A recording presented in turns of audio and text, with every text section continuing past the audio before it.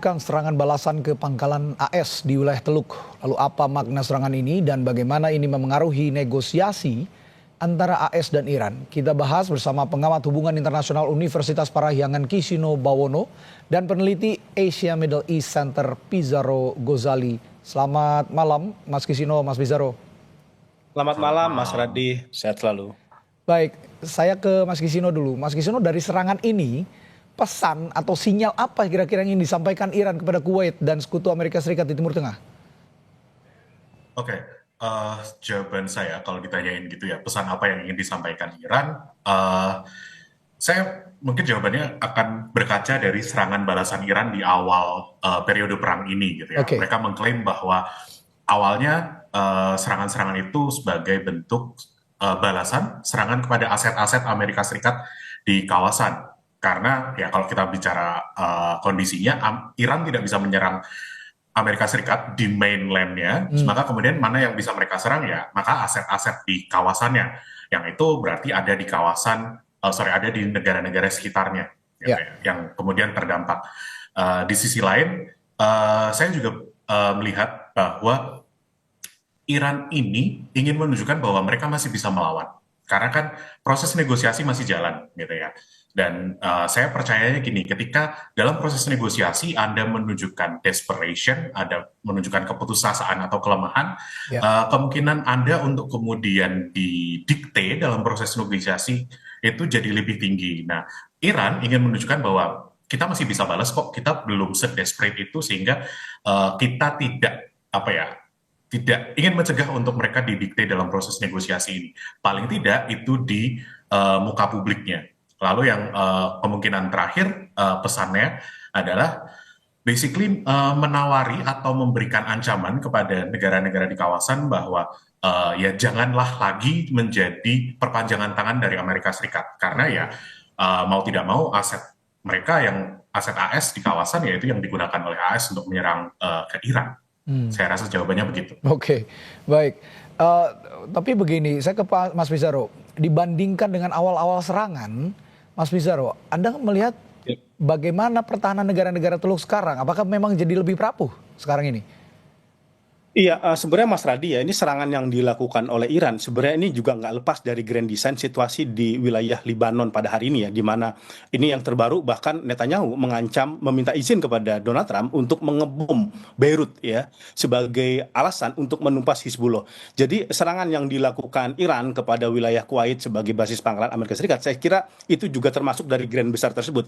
Karena antara Iran melihat antara Amerika Serikat dan Israel itu satu koin yang sama, itu tidak bisa terpisahkan. Dan ini kan pelanggaran gencatan senjata seperti itu. Makanya kemudian mereka melakukan serangan kepada Kuwait. Dan memang situasi negara-negara Timur Tengah hari ini memang rapuh ya. Makanya kan satu persatu udah mulai nggak mau tuh dijadikan tempatnya sebagai basis serangan. Saudi, Prince Sultan seperti itu. Kemudian Qatar itu juga sama. Hingga kemudian akhirnya serangan itu mengarah ke Kuwait karena Iran menilai bahwa Kuwait basisnya Air Salam itu masih menjadi basis serangan dilakukan Amerika Serikat kepada Iran.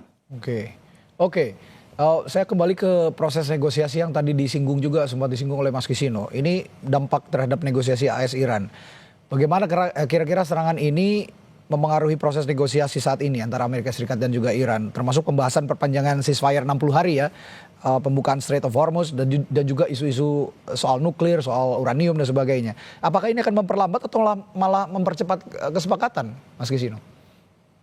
Oke. Terkait apakah mempercepat atau memperlambat, ini hanya Tuhan yang tahu, atau at least di balik layar gitu ya. Karena saya pikir pihak Iran maupun Amerika Serikat, atau bahkan juga dalam hal ini Israel, mereka tidak menunjukkan kelemahannya di publik mereka masing-masing, atau bahkan paling tidak ke umum gitu ya. Karena mereka butuh menjaga image, sehingga mungkin itu akan hanya terekspos di backroom deals. Maka kemudian apa yang terjadi ke depannya, entah diperlambat atau dipercepat gitu ya, tapi yang jelas proses perundingan ini jadi fragile. Secara umum kondisinya akan tetap rapuh. Karena apa? Karena kemungkinan untuk kemudian ada eskalasi lagi itu selalu mungkin terjadi. Karena kita, tadi juga menyambung omongannya Mas Pizarro gitu ya, bahwa dalam hal ini kita tidak hanya bicara tentang Amerika Serikat dan Iran, tapi kadang juga harus menyinggung Israel. Karena ya harus diungkapkan lagi bahwa ada kekuatan lobby dari Israel untuk kemudian mempengaruhi keputusan yang diambil di Gedung Putih, yang mana entah itu untuk berperang atau tidak berperang. Dan dalam hal ini saya melihat ini masih fragile. Walaupun juga ada kabar gembira gitu ya, bahwa menurut Al Jazeera, Menlu Araghchi dari Iran itu menyatakan bahwa proses negosiasi masih jalan kok, walaupun ada hostilities, walaupun kondisinya tidak ideal. Walaupun di sisi lain juga ada klaim yang agak negatif dari Fox News. Mereka mengklaim satu media namanya Iran International. Ini saya juga masih ragu bisa dipercaya atau tidak karena ini juga Fox News gitu ya. Presiden Iran Masoud Pezeshkian itu katanya mengajukan surat pengunduran diri. Nah, ini masih harus ditunggu apakah benar terjadi atau enggak. Karena kalau memang benar dia mengundurkan diri, artinya ada goncangan di politik domestik Iran. Dan kalau itu disetujui oleh Mujtaba Khamenei, nah nanti kita juga harus melihat ke depannya yang menggantikan beliau itu orang yang lebih keras atau orang yang lebih lunak. Karena nanti pasti akan mempengaruhi proses perundingannya. Oke. Ya, tadi kan oleh Mas Pizarro diakui ya bahwa sistem pertahanan ataupun pertahanan negara-negara Teluk ini vulnerable, rentan gitu. Nah, bagaimana yang ini saya tanyakan sekarang, bagaimana ini mengaruhi persepsi kekuatan Iran di mata aktor-aktor regional seperti yang Anda sebutkan tadi, Saudi Arabia, Uni Emirat Arab, atau bahkan Israel sendiri yang masuk juga masuk kategori negara Timur Tengah. Apakah ini memperkuat atau justru melemahkan posisi Iran? Iya, kalau kita lihat Iran tampaknya dia sudah tidak lagi punya banyak pilihan selain melakukan perang. Karena jangan lupa Mas Radit, tekanan hawkish ya, kelompok-kelompok garis keras di Iran itu bahkan sebenarnya itu menolak negosiasi. Karena mereka punya trauma berkali-kali negosiasi, berkali-kali diplomasi, itu kemudian runtuh dan bahkan dikhianati sepihak oleh Amerika Serikat. Saya kira kemudian itu yang membuat Iran kemudian meningkatkan kapasitas militernya untuk bertarung secara panjang. Dan problematikanya ialah ketika negosiasi ini berlangsung antara Iran dengan Amerika Serikat, ingat Mas Radit, itu tidak hanya bicara tentang Trump. Kalau Trump seringkali mengulang, repetisi mengatakan saya membutuhkan kemenangan untuk dijual di publik Amerika Serikat, itu publik Amerika Serikat itu bisa 3 layar tuh Mas Radi. Pertama, Partai Konservatif Republik yang selama ini sangat keras kepada Iran dan tidak mau ada diplomasi yang menguntungkan Iran. Kedua, donornya Donald Trump seperti IPAC ya, kelompok-kelompok lobby pro-Zionis yang selama ini sudah berinvestasi bagi kemenangan Donald Trump, sudah berinvestasi bagi kemenangan Republik, dan dia butuh konsesi di mana kemudian Iran itu benar-benar dilumpuhkan. Dan ketika sekutunya Amerika Serikat itu Netanyahu gitu. Ini juga menjadi hal yang bermasalah gitu. Karena serangan yang dilakukan sekarang Netanyahu kepada Lebanon itu jelas-jelas upaya mensabotase agar tidak terjadi kesepakatan Amerika Serikat dengan Iran. Ingat, bagi Iran kesepakatan antara Iran dengan Amerika Serikat itu include Lebanon, itu include Hizbullah. Ketika kemudian serangan yang dilakukan antara Israel kepada Hizbullah dilakukan bombardir, maka kemudian itulah yang dilakukan Iran juga untuk melakukan serangan balasan kepada Amerika Serikat. Oke. Kembali ke serangan yang menargetkan pangkalan militer AS di Kuwait. Mas Kisino, Iran kan mengklaim serangannya menargetkan pangkalan militer AS di Kuwait ya. Tapi alih-alih ini serangan yang memberikan dampak yang vulnerable terhadap negara-negara Timur Tengah termasuk juga Kuwait. Kuwait ini menyebut Iran melanggar kedaulatan katanya begitu. Nah, akankah ini pihak yang terlibat dalam perang ini justru akan semakin meluas, tidak hanya AS dan Israel saja, tapi meluas ke negara-negara lain di Timur Tengah? Oke. Apakah ini akan meluas ke negara-negara lain gitu ya? Jawaban saya sementara itu masih kecil karena saya berasumsi bahwa negara-negara di kiri kanan dari Iran ini cukup rasional. Mereka punya perhitungan bahwa kalau mereka ikut perang kali ini melawan Iran bersama Israel, bersama Amerika Serikat, nanti cost and benefit-nya kayak apa? Biaya dan keuntungannya kayak apa? Saya melihat bahwa sekarang kondisinya ini masih sangat costly, tapi tanpa benefit yang jelas. Perang ini nggak tahu sampai kapan akan selesainya. Gitu. Ini bisa jadi kayak Irak 2.0 gitu ya. Dan kalau kita join di sana, itu kemudian kayak ya kapan kelarnya itu, dan kemudian devastation, kerusakan apa yang akan terjadi. Dan kalaupun menang, itu kemudian benefitnya apa. Itu yang masih tidak jelas. Akibatnya ya, saya berpikir bahwa mereka tidak akan ikut berperang at least secara terbuka tanpa ada justifikasi, tanpa ada pembenaran yang tidak bisa disangkal lagi gitu ya. Dan sementara walaupun ada serangan-serangan dari Iran, saya rasa ini masih sekedar simbolis.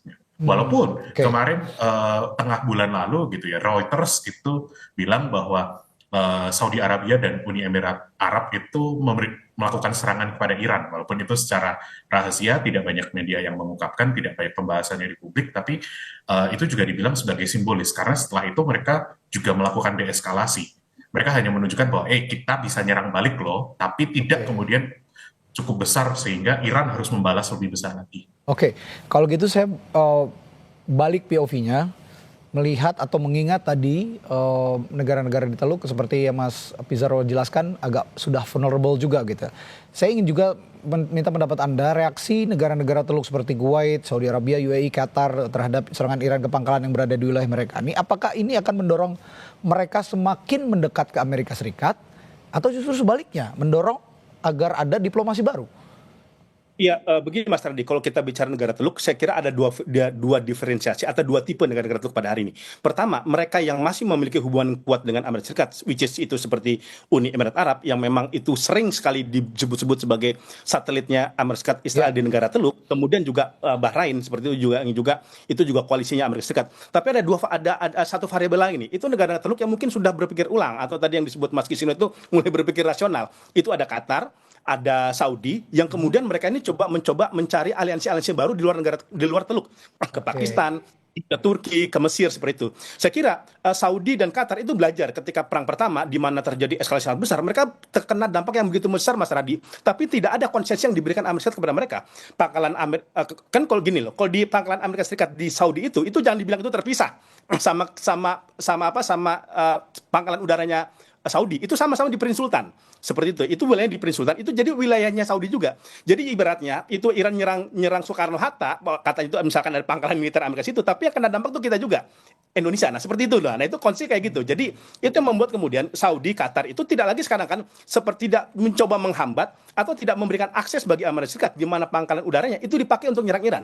Which is kan sekarang Mas Radi, serangannya Iran itu fokusnya pada dua doang tuh, ke Kuwait, ke Uni Emirat Arab. Tetapi sama Qatar udah ada komunikasi dengan Iran dan Iran juga sudah mengunjungi Qatar seperti itu. Nah, jadi kalau saya begini, ini divided memang negara-negara Teluk ini. Di sisi ada Uni Emirat Arab yang masih istiqomah dia mendekat kepada Amerika Serikat, tapi ada yang mulai udah berselingkuh ya kepada Cina, kepada Turki, itu Saudi dan juga Qatar. Nah, saya kira itu kondisi yang terjadi sekarang di negara-negara Teluk yang kemudian juga makanya kan dukungan Amerika Serikat lagi nggak begitu kuat juga tuh negara-negara Teluk untuk melakukan serangan kepada Iran karena sebagian besar negara itu udah merasakan hanya dijadikan tempat korban serangan yang dilakukan oleh Iran kepada pangkalan mereka. Ya, meskipun demikian juga kan Iran punya pembenaran ataupun alibi lah ya. Mengapa Iran menyerang pangkalan Amerika Serikat di Kuwait? Karena beberapa hari sebelumnya atau baru kemarin saja ya, baru kemarin di Iran Selatan, Amerika Serikat juga melancarkan serangan. Tapi di sisi lain Kuwait mengatakan bahwa kami juga punya kedaulatan meskipun ada pangkalan militer Amerika Serikat di situ gitu. Saya ingin tanyakan juga ke Mas Kisino, kalau dari sisi hukum internasional tapi sekarang perspektifnya, apakah ini melanggar hukum internasional? Kasarnya begitu. Karena Iran ini menyatakan langkah ini untuk mempengaruhi pengaruh Amerika Serikat di wilayah Teluk. Apakah ini melanggar hukum internasional, Mas Kisino? Sebab Iran menyatakan langkah ini untuk mempengaruhi pengaruh Amerika Serikat di wilayah Teluk. Dan seberapa kuat juga argumentasi Iran ini? Oke, saya harus berikan disclaimer atau sangkalan bahwa saya memang pengamat HI, spesialisasi Timur Tengah, khususnya Israel Palestina. Tapi saya tidak punya keahlian khusus terkait hukum internasional. Hukumnya ya, oke. Ya, jadi walaupun jawaban saya kemudian untuk pertanyaan itu, ini jelas melanggar hukum internasional. Dalam hukum internasional dan norma internasional, serangan antar negara itu tidak diperbolehkan.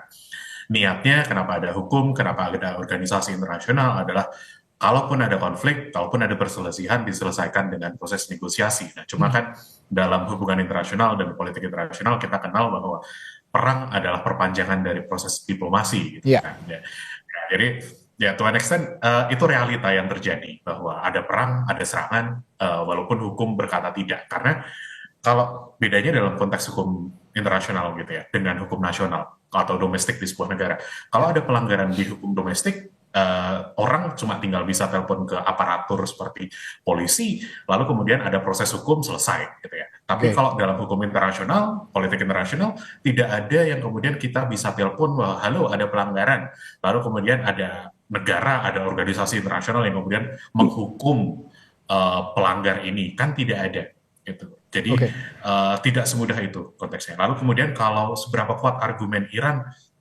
Ya, saya rasa ini kemudian jawabannya adalah seberapa besar kita percaya dengan narasi-narasi yang diberikan oleh Iran. Kalau kita percaya dengan narasi mereka, sehingga ya uh, serangan mereka itu justified, bisa dibenarkan walaupun melanggar hukum internasional, ya maka kita bisa bilang itu kuat. Nah, cuma secara pribadi saya melihat bahwa ya dalam rangka politik ini hukum kadang harus dilanggar dan ya itu Ya, realita ya, yang mereka ya. percaya Oke. gitu. Konteks politik dan konteks hukum yang sama-sama tidak bertolak belakang tapi tetap bersinggungan begitu ya. Yang tampak pada konteks serangan Iran di Kuwait ini. Tapi bicara soal serangan, Mas Bizarro, ada satu cerita yang menarik yang tersisa. Iran menempelkan foto Donald Trump di rudalnya dan menuliskan sampai prajurit Amerika Serikat terakhir meninggalkan kawasan. Nah, apakah ini sinyal Iran akan lebih agresif pada serangan-serangan ke depannya atau bagaimana? Iya, pertama jangan lupa Mas Radi bahwa polugri Iran setelah era revolusi 1979 emang itu bahkan menyebut Amerika itu setan besar seperti itu. Jadi ya memang Trump itu dianggap keturunan setan mungkin sama Iran ya, hingga kemudian memang perlu narasi-narasi simbolis karena masyarakat Iran itu sebagian itu ideologis, Mas Radi ya. Ya. Maka dengan menempel kata-kata seperti itu jadi penyemangat bagi warga Iran untuk mempersiapkan terjadi eskalasi besar. Kan bahkan beberapa di media televisinya Iran itu sampai simulasi kokak senjata aja dilakukan. Ya. Kita nggak pernah lihat itu di negara-negara lain, tapi itu di Iran itu terjadi. Dan memang kalau kita lihat salah satu tuntutan negosiasi di Iran itu kan memang ialah tidak ada lagi boleh Amerika Serikat memiliki kekuatan di Timur Tengah atau melakukan serangan kepada Iran. Jadi menurut saya itu pesan memang penegasan ketika di dalam diplomasi itu garis merah bahwa Amerika Serikat tidak boleh lagi menganggap Iran sepele, tidak boleh lagi secara sepongah melakukan serangan kepada Iran dan lain sebagainya, dan mereka siap melakukan pertempuran secara panjang. Saya kira dari narasi-narasi, dan ini kan bukan hal yang baru Mas Ardi, kalau kita lihat polugrinya Iran yang melakukan peperangan misalkan dengan Israel, dengan Amerika Serikat, ini udah sekian kali yang mereka tempelkan seperti itu membuktikan memang tampaknya jalan diplomasi, negosiasi itu memang sangat sulit sekarang terwujud. Walaupun kemarin sudah mendekati kesepakatan, tapi tiba-tiba dirubah, dan itulah yang kemudian yang membuat Iran itu kenapa kemudian tidak begitu sangat percaya dengan Amerika Serikat. Mereka mengalami trust deficit yang sangat kuat ketika mau masuk kepada negosiasi. Belum tentu negosiasinya berjalan, kalaupun terjadi kesepakatan diplomasi, belum tentu disepakati juga oleh Amerika Serikat. Karena kan terbukti kan ada kesepakatan tiba-tiba dilanggar, ada kesepakatan dihianati. Saya kira itulah pesan-pesan yang ingin disampaikan Iran kepada Washington terkait serangan yang dilakukan kepada pangkalan Amerika Serikat di Kuwait. Oke. Analisis yang menarik dari Anda, Mas Pizarro. Tapi kembali ke Mas Kisino, sebenarnya seberapa besar pengaruh serangan ini terhadap isu kunci negosiasi? Karena tadi sempat menyinggung soal negosiasi juga, saya tanyakan hal ini. Seperti misalnya program nuklir Iran, pencabutan sanksi dan pelepasan aset Iran yang dibekukan. Seberapa besar pengaruhnya? Saya rasa kalau sekarang kita melihat seberapa besar pengaruhnya, ini masih belum cukup matang gitu ya untuk melihat pengaruhnya. Saya harus ulangi bahwa sekian kali diwawancara saya selalu bilang bahwa eskalasi itu bagian dari negosiasi. Kadang harus menunjukkan bahwa kita belum desperate gitu kan. Nah, jadi ini masih jadi proses negosiasi, ini masih alot, sementara memang laporannya bahwa dua pihak ini masih belum bisa mendapatkan kata setuju titik tengah untuk beberapa isu besar seperti sanksi, seperti aset yang dibekukan, lalu termasuk nuklir dan enriched uraniumnya Iran ini. Jadi sementara saya harus bilang bahwa ini masih harus ditunggu matangnya, karena kita bicara dengan dua rezim yang penuh dengan narasi-narasi yang kadang itu susah dipercaya, penuh dengan klaim-klaim yang cukup extraordinary, sampai nanti pada akhirnya kedua klaim ini kemudian sama. Jadi kayak Amerika bilang bahwa ini gini, Iran bilang hal yang sama, maka itu berarti titik temu sudah terjadi. Tapi sayangnya kita kan belum di poin ini. Betul. Selalu bertolak belakang begitu ya, klaim-klaim yang dilancarkan oleh Amerika Serikat dan juga Iran. Oke, Mas Pizarro, saling serang antara AS dan Iran dan juga Israel ini kan sudah berlangsung kurang lebih 4 bulan lah ya, kurang lebih 4 bulan. Nah, menurut Anda bagaimana perang ini akan mengubah arsitektur pertahanan negara-negara Teluk ke depannya? Meskipun tadi sudah dijelaskan sebenarnya sudah mulai vulnerable arsitektur pertahanan di negara-negara Teluk ini. Iya, ini yang kalau kita lihat ya, sebenarnya tidak hanya dalam konteks terjadi perang Amerika Serikat dan Iran, ketika terjadi genosida Gaza, Mas Radi, itu negara-negara Teluk itu udah mulai berpikir.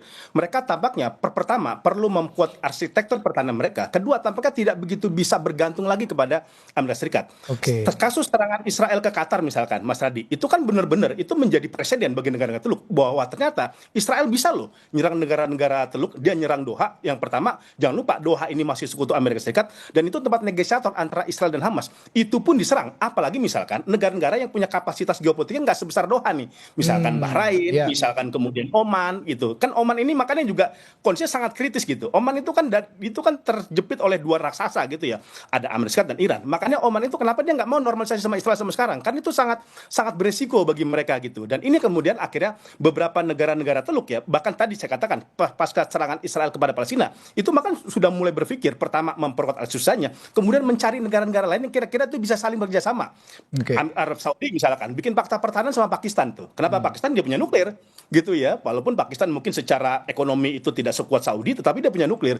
Kemudian sekarang misalkan Turki udah mulai mengundang negara-negara Teluk untuk join kepada pertemuan NATO. Bukan masuk NATO-nya Mas Radi, tapi masuk kepada pertemuan-pertemuan NATO. Karena kan Turki kita the biggest second troop ya kan Yes. di wilayah di sana gitu. Dan ini saya kira ini yang membuka cakrawala negara-negara Teluk bahwa bukan tidak mungkin setelah selesai Iran nih, bukan tidak mungkin itu Mas Radi, itu bisa nyerang negara-negara mereka. Misalkan Israel sudah bilang Turki bisa menjadi Iran yang baru untuk dijadikan sasaran serangan oleh Israel. Makanya Israel itu bahkan ketika terjadi genosida Gaza, dia udah memperkuat anggaran pertahanannya untuk kemudian kalau kemungkinan ada pecah potensi perang nih antara Israel dengan Turki itu di wilayah Suriah seperti itu.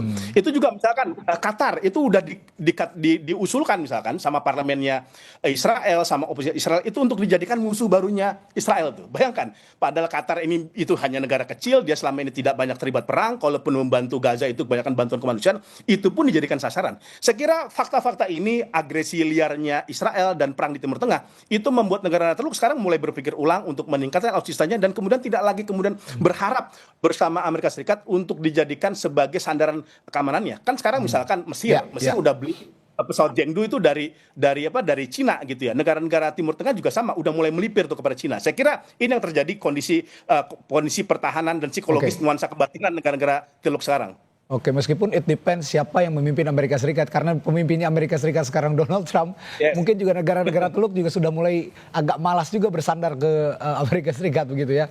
Beda cerita nanti kalau memang setelah ada pemimpin yang baru mungkin akan kembali bisa menjalin kerjasama dengan Amerika Serikat, negara-negara Teluk. Baik, perspektif yang menarik dari kedua narasumber saya. Terima kasih Mas Kisino Bawono, pengamat hubungan internasional Universitas Parahyangan dan peneliti Asia Middle East Center Pizarro Ghazali. Selamat malam Bapak-bapak, selamat beristirahat, sampai jumpa kembali. Oke, terima kasih.